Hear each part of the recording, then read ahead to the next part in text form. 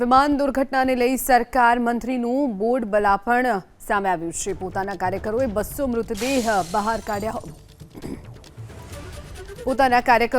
મૃતદેહ બહાર કાઢ્યા હોવાની વાત કરી। ભીખુસિંહે આ ડંફાસ મારી છે। બચાવ ટુકડીની કામગીરીના વખાણ કરવાની જગ્યાએ મંત્રીએ ડંફાસ મારી।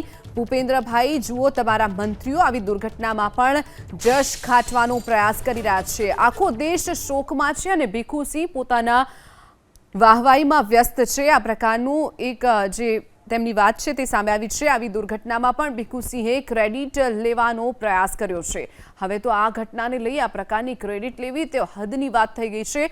મુખ્યમંત્રી ભૂપેન્દ્ર પટેલ, તમારા મંત્રીને સમજાવો। આ જે પ્રકારની ઘટના છે, આખો દેશ શોકમાં છે, તેની વચ્ચે જે મંત્રી છે તે ડંફાસ મારી રહ્યા છે। મંત્રીનું જે બડબોલા પણ જે સામે આવ્યું છે। પોતાના જે કાર્યકર્તાઓ છે તેમણે 200 મૃતદેહ બહાર કાઢ્યા હોવાની ડંફાસ ભીખુસિંહે મારી છે।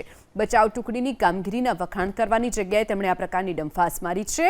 અને એક તરફ આખો દેશ આ જે ઘટનાને લઈ અને શોકમાં છે, તો બીજી તરફ જશ ખાટવાનો પ્રયાસ આ મંત્રીએ કર્યો છે।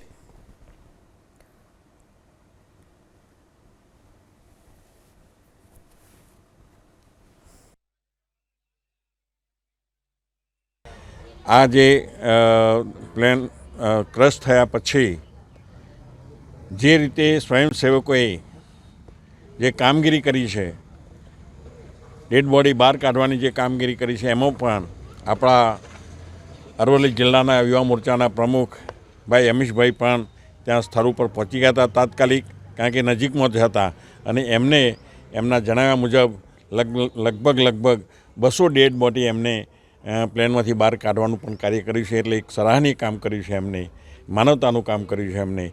એટલે ફરીથી આ બધાને 242 જે મુસાફરો હતા અને અન્ય બીજા સૌ કોઈ, એ બધાને ભગવાન એમના પરિવારજનોને દુઃખ સહન કરવાની શક્તિ આપે એવી પ્રાર્થના છે।